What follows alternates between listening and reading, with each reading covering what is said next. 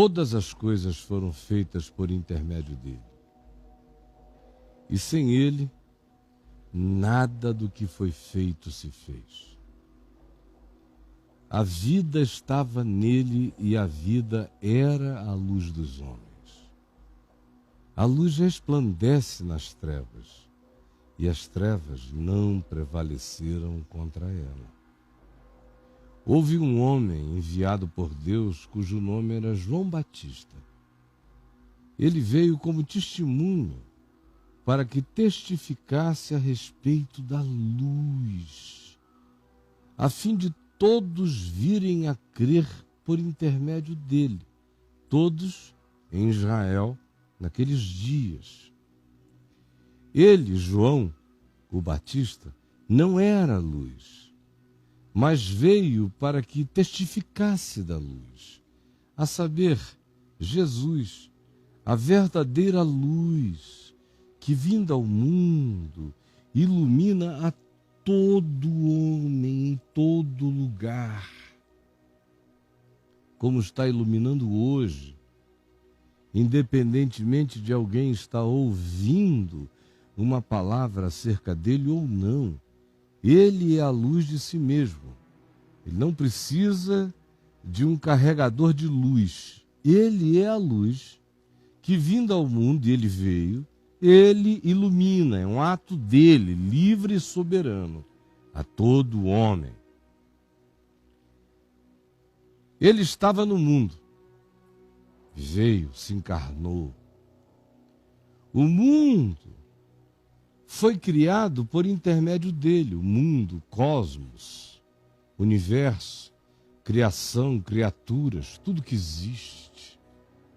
E a sociedade humana não foi criada por ele do jeito que ela está, mas foi criada por ele quando ele cria homem e mulher e diz: crescei, multiplicai-vos, e dá a eles um mandamento cultural, portanto, um mandamento social, que é cuidar do jardim primeiro, e depois arar a terra, cuidar dela, fazer bem ao planeta, tirar seu alimento do planeta e não maltratar, ao contrário, servir a criação com amor.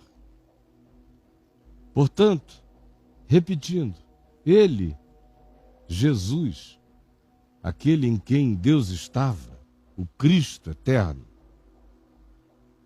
estava no mundo, o mundo, porém, foi feito por intermédio dele, mas o mundo não o conheceu, não percebeu, não discerniu. Ele veio para o que era seu. E o que era dele? Em primeiro lugar, todo homem, porque ele é a verdadeira luz que, vindo ao mundo, ilumina todo homem. E ele também é aquele acerca de quem se diz que todas as coisas foram feitas por meio dele e para ele.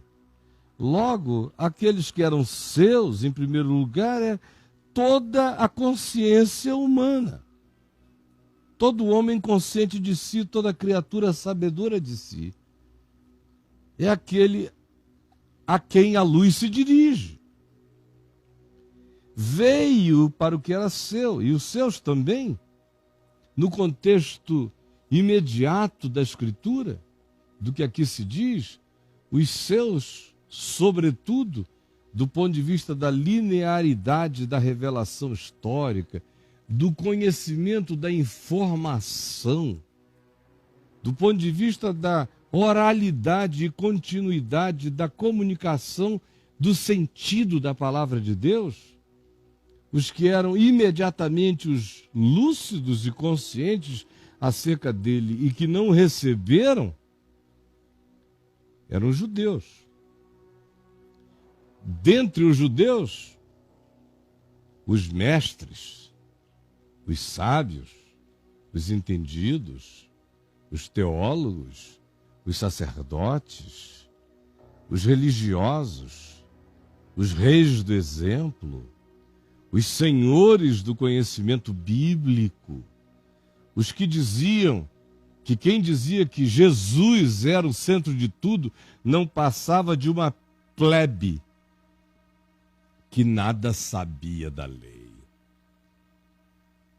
Esses, naquele contexto imediato, muito mais importantemente do que qualquer outra criatura no planeta, foram aqueles para os quais ele veio e que tinham dito já desde há muito: quando ele vier, nós somos os dele.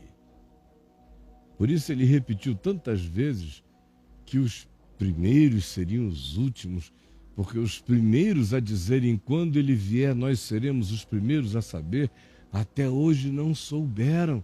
E o apóstolo Paulo diz em Romanos, nos capítulos 9, 10 e 11, que serão os últimos a saber. Os judeus. E dentre eles a elite divina. Não receberam. Mas a todos quantos o receberam, em qualquer lugar da terra, em qualquer cultura, em qualquer circunstância ou situação, que o tenham discernido e o tenham acolhido e o tenham dito e convidado para que se tornasse tudo neles, esses que o receberam, a esses mesmos, a mim, a você e a todos quantos invocam essa luz, Deus deu-lhes o poder de serem feitos filhos de Deus, conscientes de Deus, conscientes da sua filiação com Deus, conscientes de que são herdeiros de Deus, conscientes do privilégio desta consciência, privilégio dessa comunhão, privilégio dessa percepção lúcida, privilégio desse entendimento, dessa capacidade de olhar para as coisas a partir dele e ver as coisas nele, ou seja, vê-las na luz. Porque o olhar dele é a minha luz. E o evangelho dele em mim é a minha luz, é a luz dos meus olhos, é a luz da minha compreensão, do meu discernimento, do meu entendimento e de tantos quantos assim desejem. E de tantos quantos queiram ver a vida com o olhar do amor. O que equivale a ter o olhar dele, como diz o próprio apóstolo João, só que na epístola dele, na primeira, no capítulo 5, em toda a epístola, nos 5 capítulos primeiros dela, essa afirmação é repetida recorrentemente. Todos quantos o receberam, ganharam. Acolheram e foram visitados por essa dádiva desse entendimento de se saberem filhos de Deus, perdoados e incluídos em toda a graça. A saber, quem são esses? Todos os que creem no seu nome. O que é o nome dele? É J-E-S-U-S? Não, isso é uma transliteração, aportuguesada. Isso é besteira. O nome dele, então, qual é? Yoshua? Essa foi a designação histórica. O nome dele é o Cristo. O nome dele é o Filho. O nome dele é o Cordeiro Eterno, imolado antes da fundação do mundo, que no espaço-tempo foi chamado de Jesus, porque não poderia ser chamado de Cordeiro, não poderia ser chamado de O Filho, não poderia ser chamado de unigênito. Era um humano, tinha que ter um nome. E um nome que significasse quem ele era. Qual era o nome? E o que Jesus significa? Ele salvará o povo dos pecados dele. Ele é o Senhor, o Salvador. E o que salva é você decorar esse nome, falar esse nome, dizer valha-me Deus, valha-me Jesus, valha-me Cristo. Não, isso não vale nada. Nada. Ele não é um nome. O nome é dele. Ele não é do nome. O nome é dele. Ele não é do nome. O nome, sem ele, não é nada. Ele, sem o nome, é tudo. Sempre foi. Antes de ser chamado na história de Jesus, ele era. Ele disse, antes que Abraão, vosso pai, existisse, e Abraão tinha existido 1750 anos antes dele, ele disse, eu sou. Ele é aquele que se apresentou em tantos lugares e de tantas formas, que no Velho Testamento é chamado de o anjo do Senhor, com A maiúsculo. É aquele que expressa as cristofanias, as manifestações de Deus na história. E, na plenitude dos tempos, quando ele se encarnou, o que é totalmente diferente de se manifestar durante o processo histórico e desaparecer, quando ele se encarnou, ele foi chamado pelo nome de Jesus. Mas lembre, o nome é dele, ele não é do nome. Portanto, o nome sem ele não significa nada. O que significa, então, quando se diz os que creem no seu nome? São os que creem na sua palavra. Ele é a palavra encarnada. O nome designa este que é a boa nova, a boa vontade, a graça eterna de Deus encarnada com altura, suor, cheiro, cor, andando entre nós. Isto no espaço-tempo, na história, 2000 anos atrás.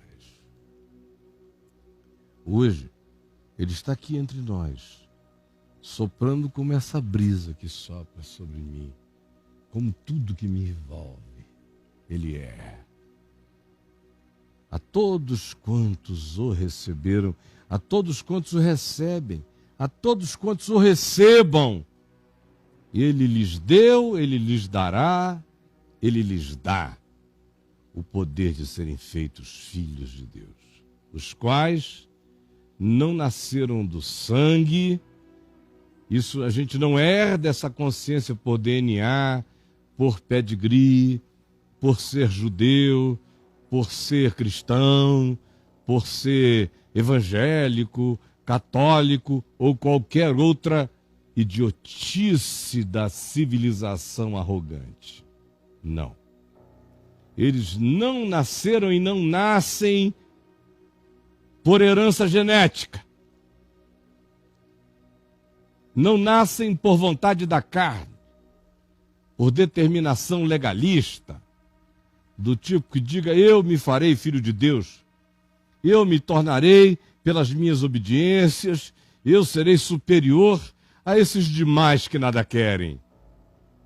Não. Ninguém se torna filho de Deus pela carne, nem por herança, nem por vontade do homem. Seja a vontade pessoal, na sua presunção, dizendo, eu com a arregimentação e o arregimentamento da minha vontade, da minha volição, determino que viverei como filho de Deus. Não consegue. Os filhos de Deus não nasceram do DNA, da herança da carne, não nasceram da presunção de qualquer que seja a carnalidade, ou vontade do homem, ou filosofia do homem, ou ideologia do homem, ou teologia do homem, ou elucubração do homem, não. Só nascem de Deus, é graça de Deus, tudo provém de Deus. Por isso não pode haver religião do homem para com Deus, é uma impossibilidade. Ele é infinito, eu sou finito, morreu, acabou a religião. A única religião possível para o homem é do homem com o homem. Essa é possível. Eu me religar ao meu próximo. Religare com o meu próximo. Essa eu posso. Essa eu devo. Com Deus eu não consigo. Ele se religa a mim.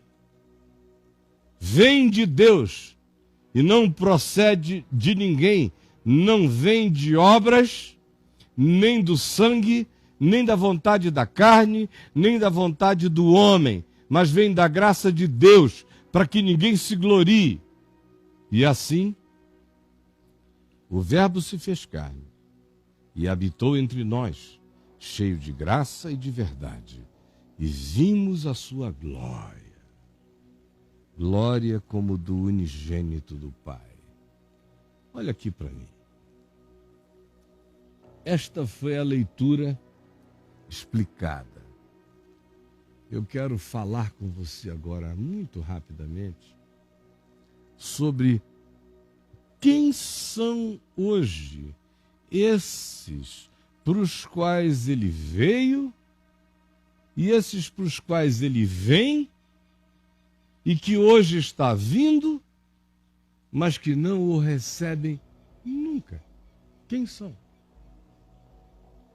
Eu cresci como menino no ambiente protestante e depois que eu me afastei desse ambiente, a primeira vez na adolescência e na juventude, até que eu me convertesse ao Evangelho e voltasse e fizesse um esforço imenso para tentar caber, para tentar me aculturar àquela coisa que me parecia tão pequena, tão medíocre, tão abonsaizada, tão diminuta, tão podada, um esforço imenso.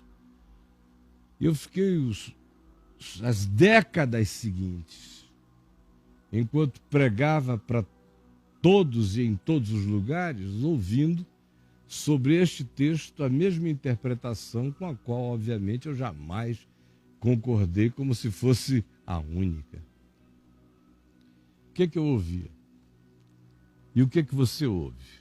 Quando alguém lê esse texto numa igreja, prédio, por aí, o que se diz em seguida? Quando o cara tem um mínimo de vontade de fazer uma relação da leitura com o contexto histórico, ele vai dizer que Jesus veio para os judeus, mas os judeus não o receberam. Está errado? Não, está certo. Está certo se essa for a segunda dimensão.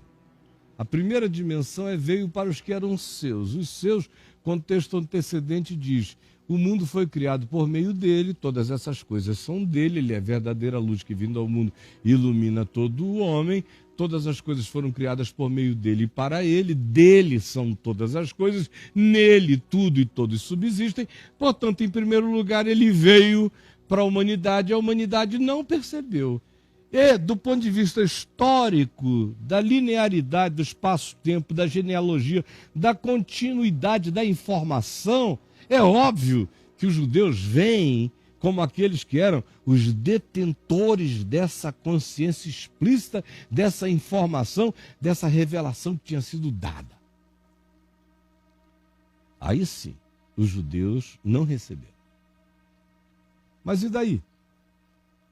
Vai ficar assim?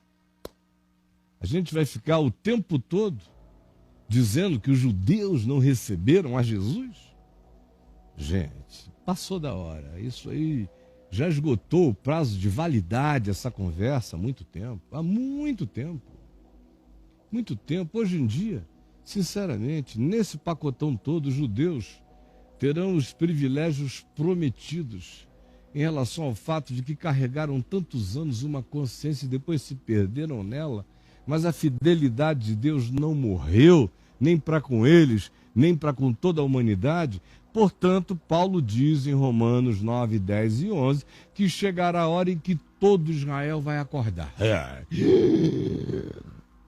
Vai ser um susto histórico sem tamanho, quando eles discernirem. Mas os que não receberam não são só eles. É a humanidade toda. E hoje, apenas usando essa informação que se gosta tanto de usar, de dizer que foram judeus que não receberam, eu quero apenas dizer para você o seguinte: em cada nova geração, novos judeus se reatualizam na humanidade. Preste atenção. Em cada nova geração, novos judeus se reatualizam na humanidade, e eles não são judeus, filhos de Abraão, nem da terra de Israel. Não. São judeus americanos, judeus brasileiros, judeus dinamarqueses, ingleses, judeus do mundo inteiro, judeus de todo lugar. E quem são esses novos judeus?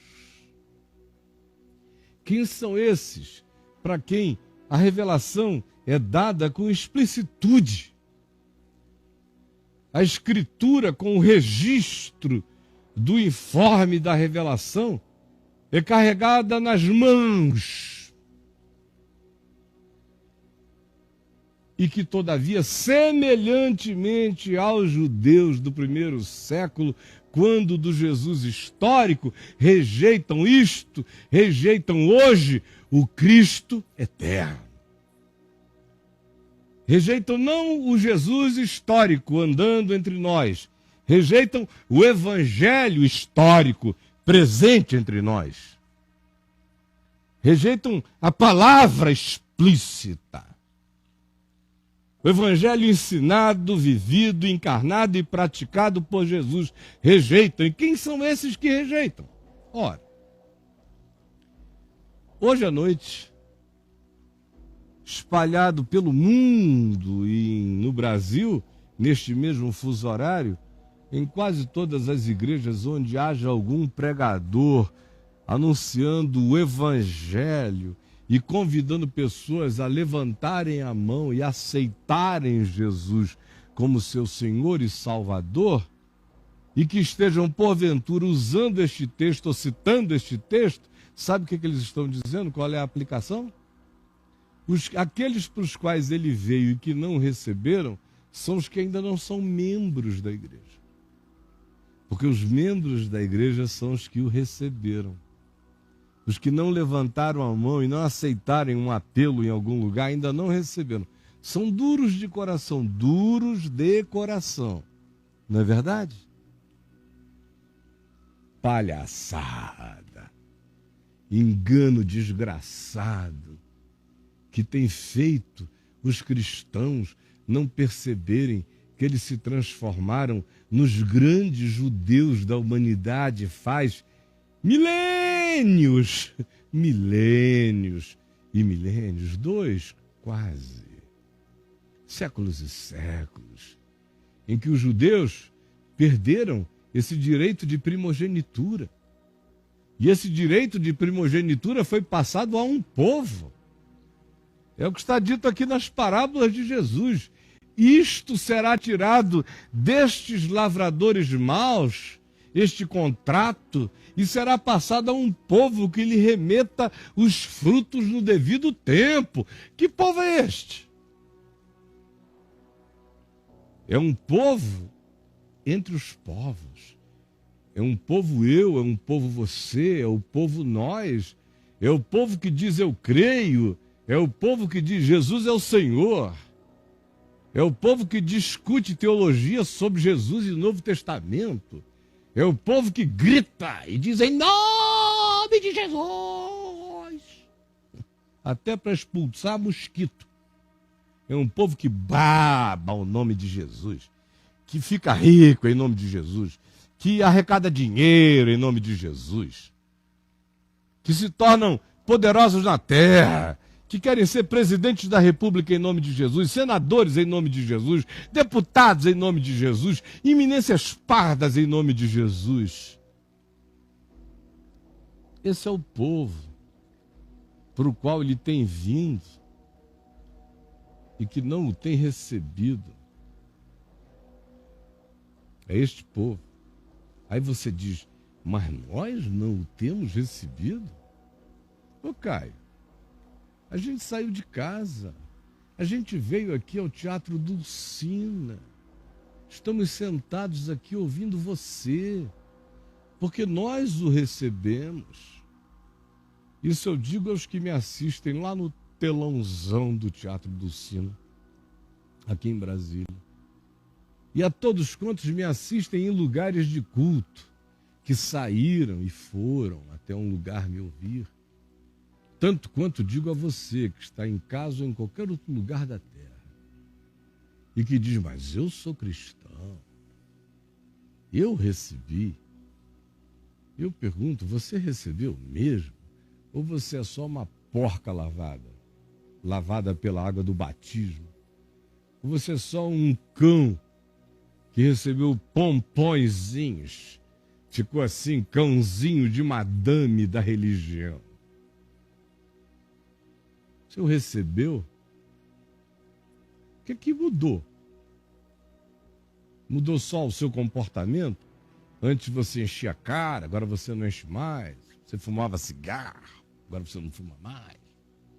Você dançava, agora você virou esse caretão que não tem mais molejo. O que mudou? Foi só essa palhaçada? A todos quantos o receberam, ele deu-lhes o poder de serem feitos filhos de Deus. E esses nasceram do Espírito, não da carne. Nasceram por uma operação interior. São filhos de Deus porque pensam como filhos de Deus. São filhos de Deus porque interpretam a vida com o amor de Deus. São filhos de Deus porque respondem e reagem à vida com graça, misericórdia, perdão, tratabilidade, justiça, verdade, doçura, energia, sinceridade, coragem, valentia, generosidade, despojamento, altruísmo, porque eles são parecidos com o Pai Celeste, que faz nascer o sol sobre maus e bons, indistinto e indiscriminadamente, que faz chuvas de graça, bondade virem sobre justos e injustos, indiscriminadamente, que não faz acepção de pessoas. Filho de Deus não faz acepção de pessoas. Esse é o sinal mais profundo de que eu me tornei filho de Deus. Eu vou desaprendendo a acepção de pessoas. Quanto mais eu faço acepção de pessoas, menos de evangelho existe em mim. Quanto mais eu faço acepção de pessoas, menos de evangelho existe em mim. Quanto mais eu separe o joio do trigo neste mundo, menos do olhar de Deus eu tenho em mim. Quanto mais eu diga, ainda que seja em nome de Jesus, Senhor, tu queres que eu faça descer fogo dos céus para consumir os que não te obedecem, menos do evangelho de Jesus eu tenho em mim. Deus deu-lhes o poder de serem feitos filhos de Deus. Filho de Deus? Filho de Deus? É isso que você diz que é? Gente, no sentido lato da expressão, todos somos. Mas ninguém que não seja. Ninguém. Até o diabo se apresenta na Assembleia dos Benai Elohim, dos filhos de Deus. Porque ele foi criado filho de Deus. Ele é que se desfiliou e se mantém desfiliado.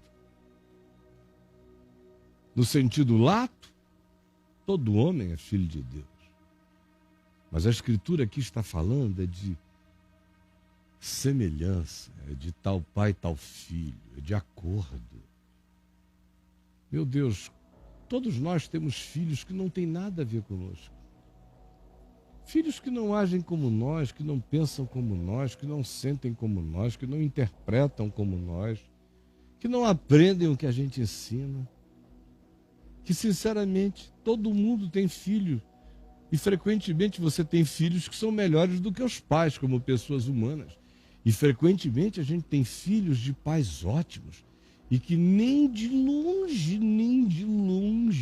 entenderam, nem assimilaram, nem se pareceram com seu pai.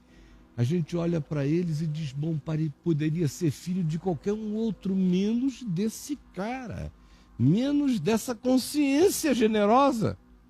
Há quantos filhos eu tenho conhecido que são totalmente dessemelhantes dos seus pais? São filhos. Mas não vivem como filhos, não agem como filhos, não usufruem a filiação, não têm a mente de filhos, não têm o coração de filhos, não têm o pensamento de filhos, não têm o amor de filhos, não têm a graça de filhos. É disso que a palavra está falando, é de acolher, de receber. Aí você diz, mas eu já recebi Jesus. Vamos parar de conversa fiada, de presépio religioso. Você sabe o que é receber Jesus?